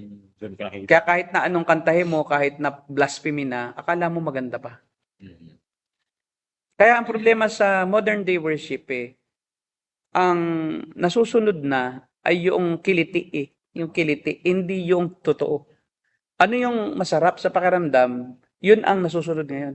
Parang tinatakpan po nila yung salitang blessed na blessed. Yes, so ginagamit nila yung salitang blessed sa enjoyment. Yun. Hindi naman enjoyment yung blessing eh. Ang blessed ka ay yung napuspos ka ng karunungan ng Diyos. Yun. At natuwa ka at nasiyahan na yun pala siya. Nakilala mo siya. Yun ang Nawaan blessed. mo po sa pamamagitan. Naunawaan mo yung certain truths na matagal mong hindi naunawaan. Na yun pala yun. Yun ang blessing pagdating sa salita ng Diyos. Ang blessing sa kanila ay naramdaman ko ang saya. Ang sarap na wala ako sa sarili. Hindi po. Naramdaman ko, nangilabot ako, blessed ako. Naramdaman ko parang may gumagapang na mainit mula sa pako hanggang sa tuktok ko. Tapos yung malamig na biglang lumukob sa ulo ko na para akong binuhusan ng malamig na tubig. Na ako'y nanginig talaga. Blessed na blessed ako. Wow. Paano naging blessing yung pakiramdam? Ang blessing kasi, dapat ito ay naiis sa salita mo eh. Hindi yung pakiramdam eh. Opo. Pakiramdam Yun na ipapaliwanag mo ang blessing kasi eh. Kaya nga blessing siya, it is clear to you. It is beneficial. It is explainable. understanding na. It is understandable. Because you have understood something from God. Oo. Kasi yung blessing ngayon is feelings eh. So, pag feelings ko, Pastor, napaka-subjective po. Subjective. Kumbaga, hindi Madali kang madaya. po. Kasi ganito, minsan, may mga karnal na mga Kristiyano, makalaman, na pagka yung nagpo-preach ang pastor, naaalala yung mga nakaraan niya Wow. na siya ay walang-wala. Tapos ngayon, mayroon siya na parang nararamdaman niya yung blessing na naranasan niya na mayroon na siyang pera ngayon. Sarap na sarap ng pakiramdam. Makakabili ako ng ano na ngayon. Ng kotse, no? Kasi may pera ako ngayon eh. Hindi yun ang blessing eh. Yung pakiramdam mo eh. Hindi yun eh. Pag sinabi sa Biblia na blessing, it is something that you have understood that is beneficial to your faith and your relationship with God.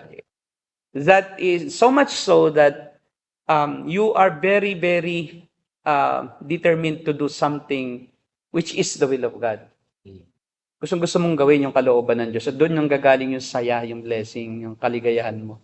Hindi nanggagaling yung blessing ay sa saya na dulot ng isang pagpapala. Kasi kung ganoon, ang iyong priority ay yung gift rather than the giver.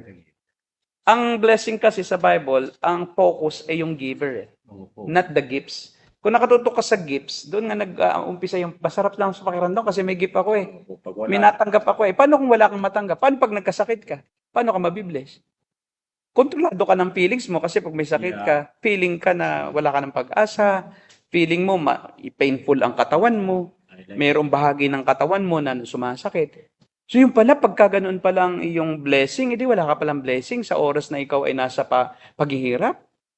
Ay paano yung dinanas nila Pablo? Hindi ba blessing na sinasabi nila na for me to live is Christ and to die is gain? While they were suffering, they are still thanking God, they are still glorifying God. And that's the real blessing. That it is clear to you that whatever happens to you, whatever your situation might be, you are still in the truth, and you still can praise and thank God for everything that's happening. Because blessing for you is not emotion, but it is it is rooted in your relationship with God, that you know for sure that you are obeying God, you are at the center of His will. Yun ang tunay na blessing. Yung blessing is not in the presence of gifts, but in the presence of the giver. Sa presence pala ng giver, no? So, kaya napakahalaga po pala, Pastor, na maunawaan natin kung bakit tayo talaga sumasamba. Hindi po para sa ating sarili talaga. Hindi sa Diyos. Kaya napakahalaga na theologically sound po yung mga lyrics ng kanta. Pastor. Para naunawaan talaga yung truth. Hindi yung feelings lang ang pagbabatayan. Kita mo yung mga kanta nila. Ito ay kanta ng Bethel. Yung kanta na, wait lang.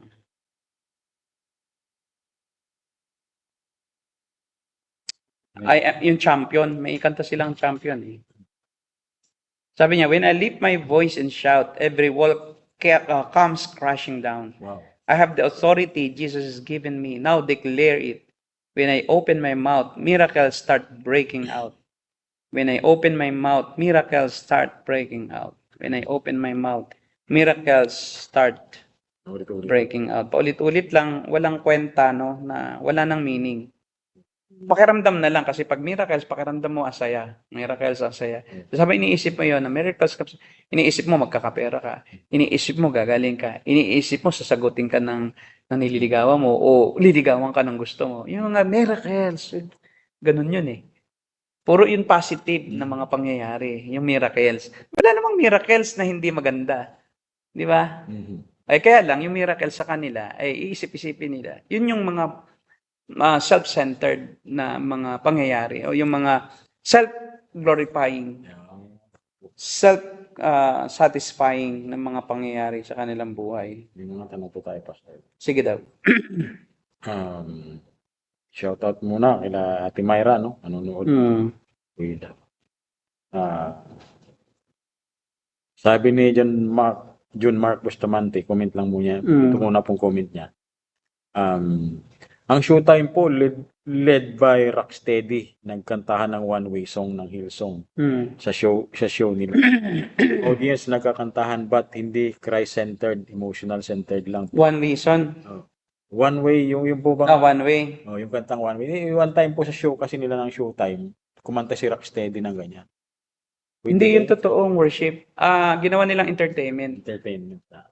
Kasi ang feeling naman ng naroroon ay to be entertained eh. Hindi naman Yes. to thank God, to praise God, to glorify God. Hindi naman eh. Okay. Kaya nga nanonood ka ng tawag ng tanghalan eh to perform. Performance 'yon, hindi yan worship. Performance. Kita mo, maling-mali na. Wow, nag-worship sila. Regine. Justice, no? Yung mga hindi Kristiyano nag-worship. Ano makapag-worship ng non-Christian? Tapos yung mga audience nag-worship din, ha? Hindi sila You have a very twisted view of what worship is like. Worship can only be done by those who are children of God, those who have experienced the goodness of God, those who are saved by grace. sila lamang. Kaya nga ganito eh, when a song is sung by non-believers, that song is definitely not God-centered. Because if you will sing a truly God-centered song, non-believers cannot enjoy that song. Because non-believers are of the flesh. Non-believers want things that are comforting to them as carnal men. Puro panlaman lang yan. Puro pansarili ang gusto ng... Ngayon, yung kanta na yon na Christian song, ay nakakanta ng mga anak ng demonyo, hindi yun maganda ang lyrics nun. But na-enjoy nila yung kanta ng mga anak ng Diyos. Ibig sabihin, yung kanta na yon ng Christianity na yon ay mayroong content na gusto rin ng mga demonyo. Hindi nakikita. Kaya nga, true worship song is irritating to the ears of those who are not children of God. Pero pag ang kanta ng church ay nakakanta rin ng tagalabas, ay tandaan mo, hindi solid yung kanta. May elemento siya na vague, na hindi nila alam na yun ay sa Diyos eh. Akala nila para sa sarili lang. Akala nila para sa makasiyahan lang ng tao. One way, di ba? Ang ganda, one way. Ganda ng Big Jesus. Ano pa sabi? Di ba? One way. Napansin mo pa ulit-ulit. Ulit-ulit lang. Tapos ang beat niya, Tugtog-tak. tugtog, di ba? Ang sarap sa So yung Jesus doon, hindi naman tunay na Jesus yun eh. Hindi naman masisihan ang tunay na Jesus doon. Bakit? Kanginong kanta ba yung one way? Eh di ba sa Pentecostal Charismatic na Bethel ata yan eh. Hillsong po. Hillsong eh. O, kita mo na, Hillsong. Ang Hillsong eh, ano yan? Hindi. Planet Shakers ata yun. Basta. Basta yun na. Hindi yan sa Christian. I-comment nyo na lang kung anong kumanta. O Planet Shakers o Hillsong yan. Oh. Meron. Sino ang composer niyan? Tingnan natin. One Way Jesus, composer. Planet Shakers. Hillsong nga. Hillsong po. Di ba? Ano bang Hillsong? Ang Hillsong ay hell song. Opo. Hillsong. Siya ay business, money-making industry, religious industry, religious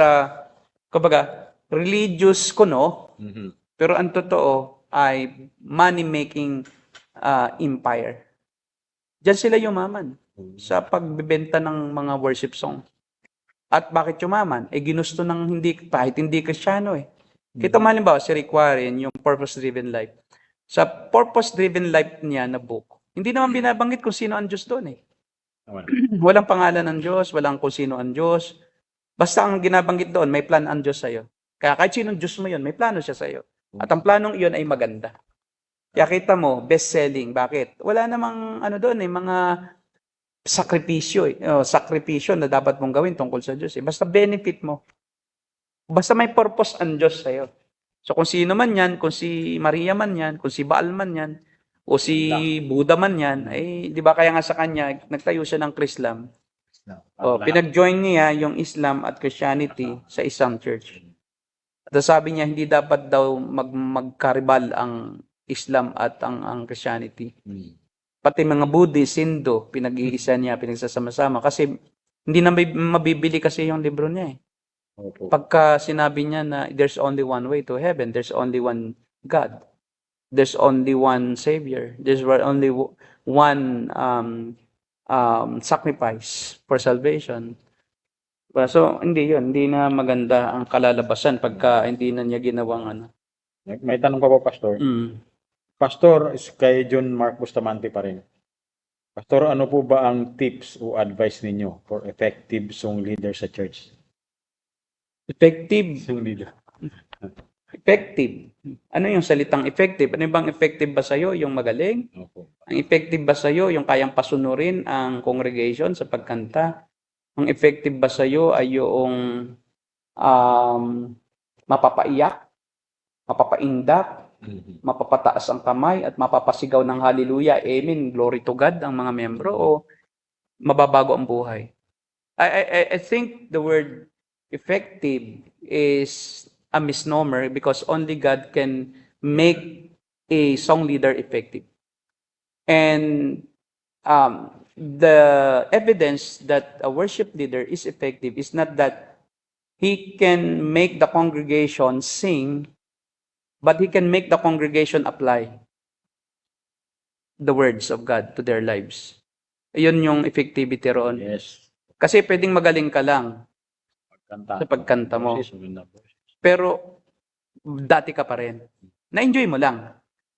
Kasi ang purpose kasi ng worship is to change us eh. Opo. Because we will be like the God that we worship. Kaya nga The reason why we worship is we are training our minds to become like God in the way we talk, in the way we think, in the way we live. So that's why our worship, the lyrics of our worship should first and foremost centered on God. Diba? And only His glory is magnified. And that will flow to us. Mahahawa tayo nun. Dadaloy sa atin yun, yung kung ano yung ating pagkaunawa sa Diyos, kung ano yung ating damdamin sa tuwing tayo nag-worship sa Diyos. At yun ay, mapupuna nun lahat ng bahagi ng buhay natin. Opo. Kaya, To be effective worship leader is to bring the congregation into Christ-likeness, to develop maturity in faith and in knowledge of the Lord Jesus Christ. tama. Iyon ang tunay na yun ang aking definition ng effective worship leader. I don't care if the worship leader is off tune. I don't care if the musicians are not so good in playing instruments. Nung unang panahon, wala namang musical instruments eh. Wala. Diba, kailan lang naman ng mga yan? Ba't nakapag-worship naman sila? So worship is, sabi nga ni John MacArthur, yung singing is just one expression, just an expression of worship. That is not worship per se. Yes. That's only an expression of worship. Bahagi lang po siya. Expression lang o isang Expression. pagsasapabuhay o sanay. Isa lang pagsasanay yan ng pagsamba, yung pagkanta. Yung pagkanta, hindi mismo yun ang worship kasi. Yes. Hindi yan mismo ang worship. It's only one of the expressions of worship. Worship can be lifestyle. Sabi sa Romans chapter 12, verse 1, no? Magsipagbago na kayo ng pag-iisip. Buhay yan eh. Bayalin nyo yung buhay bilang haing ganap, banal, lugod at kasayasaya. Yan ang karampatang pagsamba. Hindi sinabing kumanta kayo at magdadapa kayo, no? Maglupasay kayo at ma-emote kayo. Wala sa Bibliyang itinuro na pag tayo sumamba, mag-iiyak kayo, magkikisay kayo. Walang ganun eh. So dapat ang pagsamba natin, bumabago ng buhay natin. Kaya dapat ang mga lyrics ng ating kanta ay, ang content talaga is biblical. Biblical. Kung ano lang ang ayon sa Biblia, hindi emotional. Yung emotion, it will just follow. Kung biblical ang kanta mo eh. Hindi ko sinasabing walang emotion pag tayo kumakanta, but yung emotion is only byproduct of the truth. That we have understood that God is holy, God is good, God is great, God is the healer, no, lahat ng katangian ng Diyos. It follows lang yung ating pakiramdam. Pero ang unang-unang dapat natin na bigkasin at ating isipin at ating sabihin sa pagsamba ay kung sino ang Diyos, hindi yung kung ano ang ginagawa ng Diyos eh. Kasi nga pag yung ginagawa ng Diyos ang sentro ng iyong mga pananalita, ng iyong awit, ng liriko, ng iyong naririnig na pagsisermon ng pastor, self-centered tayo at ang gusto lang nating marinig ay kung ano yung gusto nating mangyari sa ating buhay. Ay kung ang ating gustong marinig ay kalooban ng Diyos, so kahit makarinig ka pa ng masasakit na salita, ay kung yung kalooban ng Diyos para sa iyo, tatanggapin mo siya ng maluwag sa dibdib. Kasi pagtuturo, At magbabago ka. Hindi yung ang gusto mo lang marinig ay yung magaganda.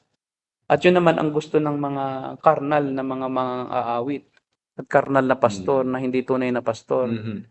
Papasayahin ka lang. Parang ano lang, circus lang ang church. Kaya empty pa rin. Alam mo yung kung bakit 3 araw sa seminar, 3 araw na re-retreat, tapos 1 week na ang sigla. Pero after 1 week, wala na rin. Kasi ano naman yan eh, skin deep lang naman yung inyong ginawa eh. Hindi naman nagbago talaga. Kung na-emote lang, parang kursilyo lang yan ng Katoliko. Pag nagkukursilyo, nababago rin ng 1 linggo eh.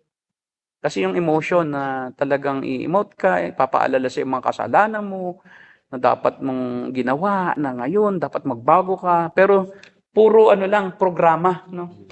Yung papaluin ka para maramdaman mo yung pain. Ipapako ka. No? Yung pako, lalagyan ng kulay pula sa dulo, itutusok. BGF. Tapos ano mo, ramdamin mo, ganyan ang sakit na nararamdaman ni Jesus. Kasi imaginein mo, no, yung mga nangyari. Imagination lang. Pero hindi naman talaga nagbabago ng buhay yung imagination. Hindi realidad. Emotion lang. Emotion lang. Sabi po ni Homer, ang tanong po niya kay Brother Homer Pahal, Sustino. Good evening po, pastors.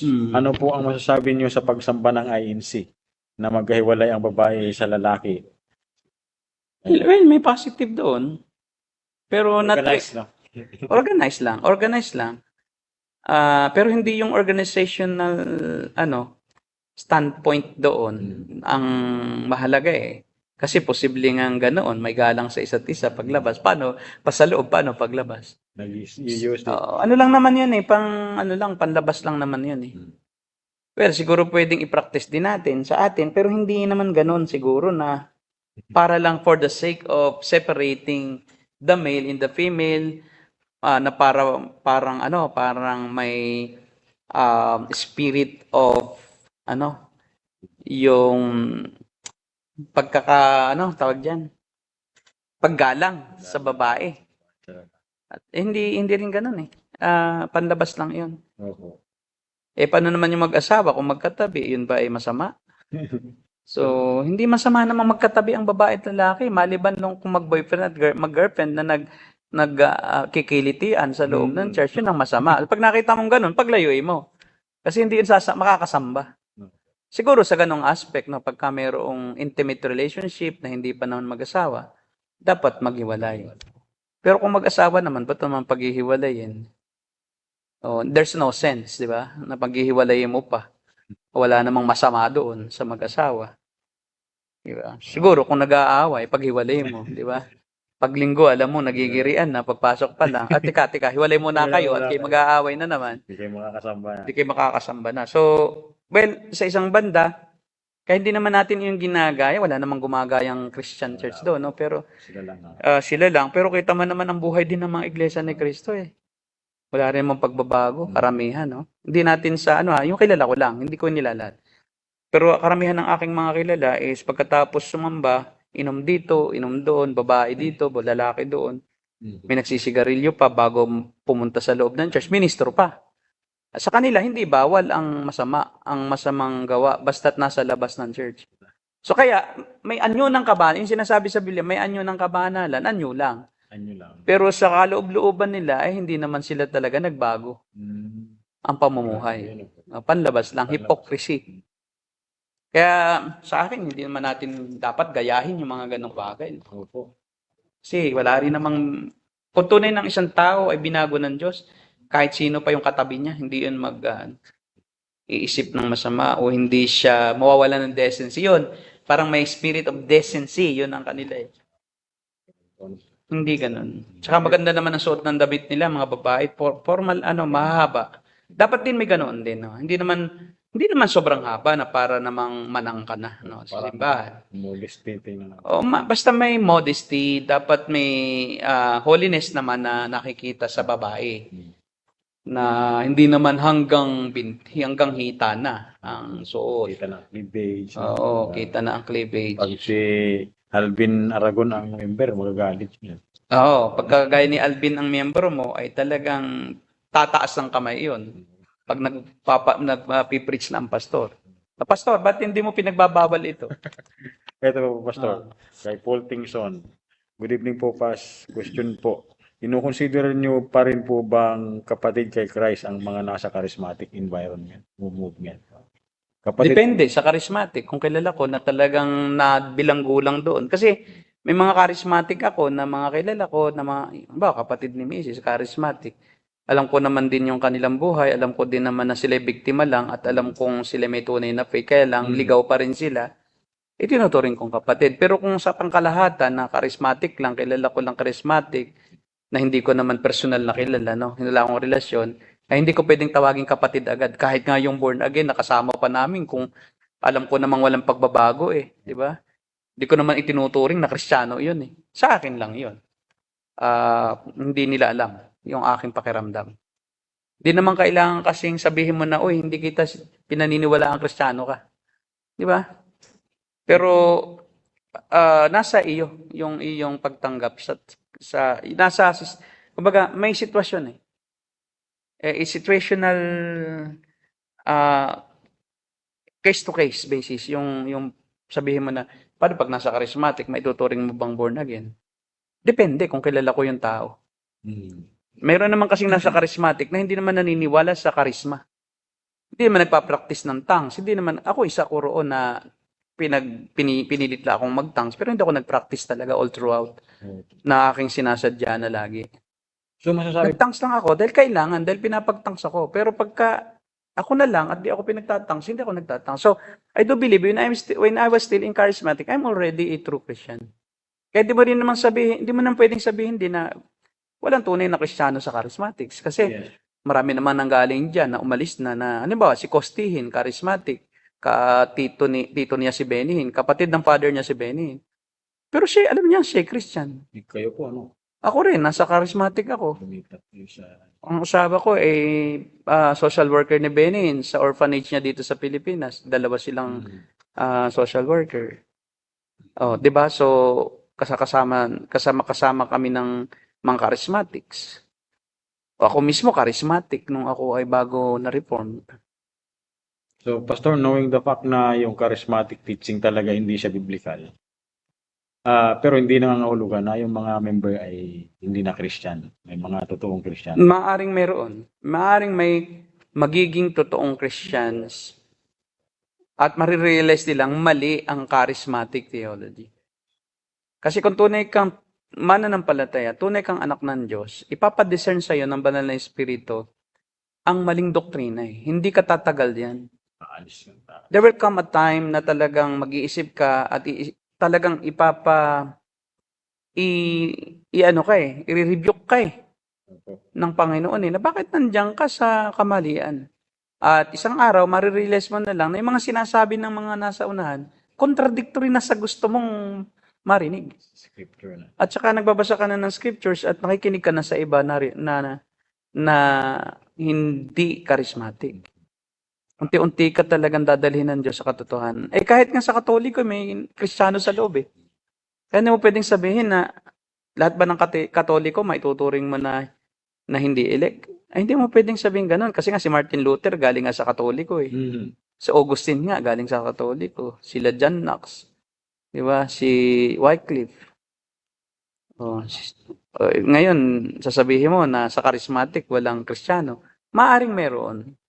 Maari. Kaya lang kung halimbawa talagang hindi pumunta sa katotohanan, nanatili, namatay sa charismatic, I doubt kung totoo silang Kristiyano. Kasi aalisin ka roon ng Diyos Hindi papayag ang Diyos na naroon ka magpakailanman sa mali. Dahil anak kanya kanyang hanguin doon O kaya, naroon ka, pero nag-uumpisa ka ng ma-reform habang naroon ka. At least may nagbabago at alam mong mali ang kinilalagyan mo. Dahil may tama ka na. Ay, may tama ka na. Ibig sabihin, tama na. Tumatama na. Tama May tama ka. natututunan. O, tumatama na ang iyong kaalaman sa salita ng Diyos. Medyo Mm. sana nasagot ito, Paul Tingson, no, brother. Kay Dustin Chen, Mm. may tanong pa rin po si Brother Efren Robert Abesia. Amen. Ito muna kay Dustin Chen. Blessed evening po, pastors. Question lang with regards to biblical worship in terms sa mga nagli-lead. What's your take doon sa excessive exhortation ng mga nagli-lead? Say 5 minutes more. Halos one verse by verse o halos by verse na wala kasi. Ang exhortation. Exhortation. 5 minutes, more than 5 minutes. Ay, huwag ka na makinig doon. Umalis ka na. Hindi na yun worship leader. Pastor na yun. Pastor na yun eh. Nag-aasal pastor na eh. Di ba? So, pag sinabing worship leader ka lang sa worship. Hindi And pag-exhort. you don't exhort. At trabaho ng pastor yung exhortation at saka teaching and preaching. Sa pastor po yun. Sa pastor po yun. Ngayon, kung sinaatasan lang ang manguna sa pagkanta, Kanta na. mas mahaba na yung explanation niya kaysa pagkanta, Meron assuming na siya.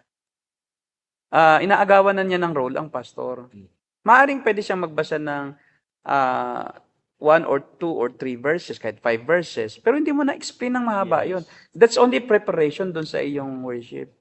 Sa pag-lead mo sa worship. Kaya, ang problema, takaw kasi sa pansin ang mga nag-worship leader eh, mga MC eh. Nagpapagaling-galingan din yung mga yan eh. Tapos, feeling pastor na. Kaya, dapat mag-ingat ang pastor sa pag-appoint ng mga neophyte pa lang na gawin ng worship leader. Kasi iyan ang nagiging source ng pride at assuming na siya ngayon na siya ay pastor na rin. Kasi nakatayo na rin siya sa likod ng pulpito. Kaya nga it's better na yung worship leader, wag mong patayuin sa likod nung pulpit ng pastor. Pwede siyang may sarili siyang sa ibaba lang kasi yung kasi ang symbol na pag nakatayo na rin siya ron at sentro na rin siya ng attention, he will focus on his ability and his authority na pwede rin pala akong maging pastor. Ganyan si Satanas nabigyan ng malaki-laking obligation, mataas na obligation, ay natukso na. So kaya it's very, very dangerous to give somebody who is just a beginning Christian, who is just a new Christian, yung role in the church. Especially maging worship leader. Kasi worship leader it is a lofty role in the church. Kasi siyang maglilid sa tao sa worship Dapat siya talaga ay worshiper himself. Dapat siya ay tunay na Kristiyano. Kasi paano kung iyan ay durugista, tapos pagdating sa church lang magandang ugali, lalabas sa kanta niya, yung doon sa buhay niya, yung kabastusan. At gagayahin siya, kasi kung siya nga naglilid sa worship, mataas ang tingin sa kanya ng congregation. At kalimitan, ang turing na nga nila sa mga ganoong, yung mga tagapagpaawit, pastor na rin talaga.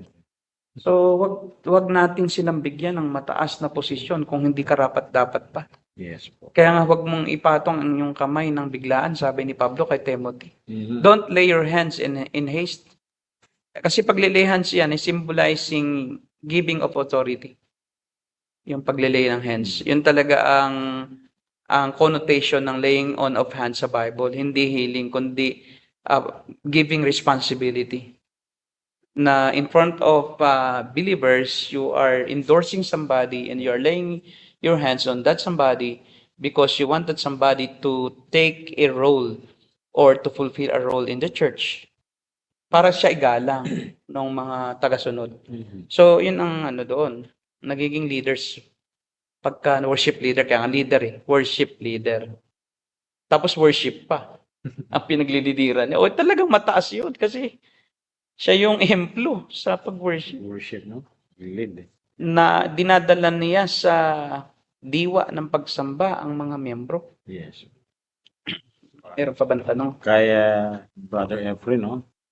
Robert Abesia, sabi niya, good evening po, Pastor. Meron na po ba kayong address doon sa sinabi mo? Bandang Imus, Cavite. Ito po, si Brother, Nanda? Kung mayroon na daw pong address, Pastor, yung sinabi niya Ah, sa church. Sa Opo, email. anuhin po ninyo, itanong niyo po kay Homer, si Ah, Homer Paharo Sustino. Sustino. Ayan, nag-comment din po si Pastor Homer. Opo. Si Brother Homer, ano niyo po? Pakitanong nga po kay Pastor Leo yung address sa Imos nung isang Reformed Church dyan. O yung isang kahit di pa Reformed talaga, nagre-reform na. Nagre-reform. Pero nag-uumpi-umpisa na lumalim sa kanilang pananampalataya. Hindi kasi ma-flash natin. Kasi alam iyon ni Pastor Leo eh. Kasi Opo. yan leader yan ng mga churches na member ng Wycliffe. Ano tag doon? Ano po nga pong apelyido ng Pastor? Pastor Leo Ordiales. Leo. O kaya, itanong niyo po, hanapin niyo lang po sa FB. Leo Ordiales, Pastor Leo Ordiales. Hindi po namin kasi kasi hindi po namin ngayon ma-access yung namin eh. Yung aming chat group. Nababasa lang pero hindi. Opo, dito Hindi lang po ako sa phone. maka-access. Hindi natin may flash to. Hindi maka-flash dito. Okay, wala nang tanong. Wala na po siguro. Magsasuggest tayo ng mga magagandang yung mga bands at saka mga worship leaders and musicians na magaganda ang ang mga laman ng kanta. Yes, sige po.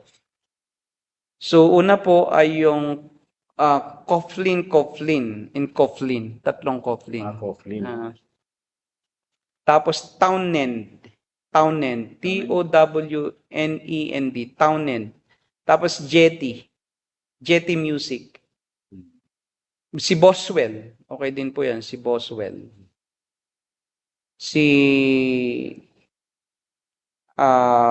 Yan po, tawag dito yung ating Sovereign Grace Music. Yung pong City Elite, Pastor na. City Elite po, hindi maganda eh. Kasi yan, Anglican lang yan eh. Anglican lang yan. Kaya mayroon ako napon doon sa City Elite na isang maling Kaya wag na natin kantahin yung City Elite. May maling doktrina. Mayroon Charles Wesley. Musician po yan, Charles Wesley. Maganda naman ang music niya. Sulit naman yan. Si Steve Green, maganda rin. Opo. Kumanta na. Steve Green. Indelible Grace Music, meron din po. Steve Green, Baptist yun. Tapos, The Corner Room. The Corner Room. Yung Jetty, yun yung Kate and Christine Jetty, baka ibang Jetty ang inyo pong Tapos si Brian Sauve. Brinsauve. Brian Sauve. Mas maganda po yan kaysa mga Bethel. Tsaka Hillsong. Tsaka Planet Shakers. Si Andrew Peterson. Maganda rin po ang niya. Andrew Peterson. Si Matt Papa. Ano rin po ang mga music niya. Matt Papa. Double T. M-A-T-T Papa. P-A-P-A. Papa.